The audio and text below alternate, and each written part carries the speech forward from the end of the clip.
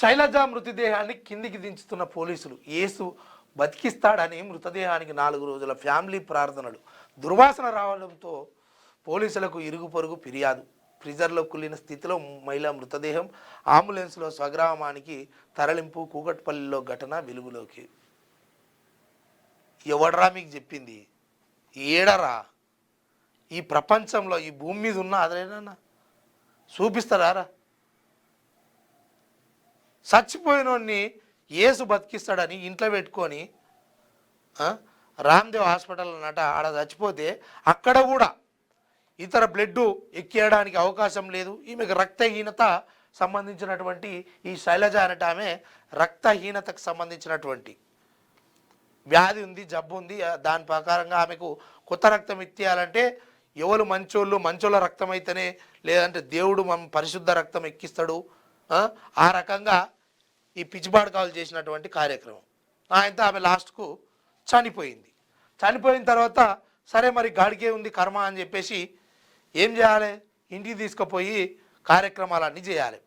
వీళ్ళు తెలివిగా ఆ కుటుంబంలో వాళ్ళ పెద్ద దిక్కు చచ్చిపోయిండు, వాళ్ళమ్మ, 3 పిల్లలు, 2 కూతుళ్ళు, కొడుకు, వాళ్ళమ్మ, ఈ 4 కలిసి అందరికీ 40 సంవత్సరాల వయసు వచ్చిందని కానీ పెళ్ళిళ్ళు చేసుకోలేదట. ఇంకా మరి వీళ్ళు దేవుడే పెళ్లి చేసుకోవద్దనడా వీళ్ళే చేసుకోరో తెలియదు.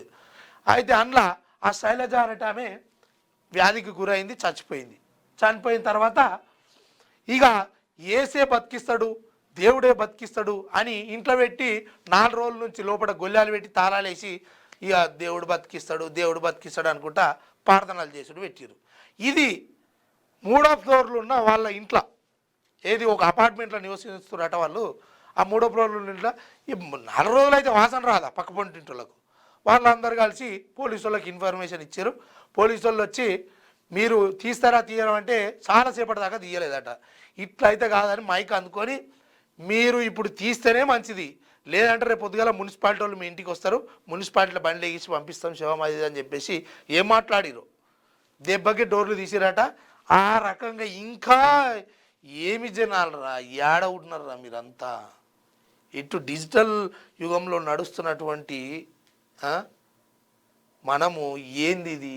ఎవరికన్నా మీలాంటి వాళ్ళు చేయబట్టికే దేవుళ్ళ పైన విశ్వాసం ఏమన్నా ఉంటే కూడా మొత్తం పోతుంది. మీలాంటి దొంగలు చేయబట్టికే. ఏ మనుషులు రా ఆయన.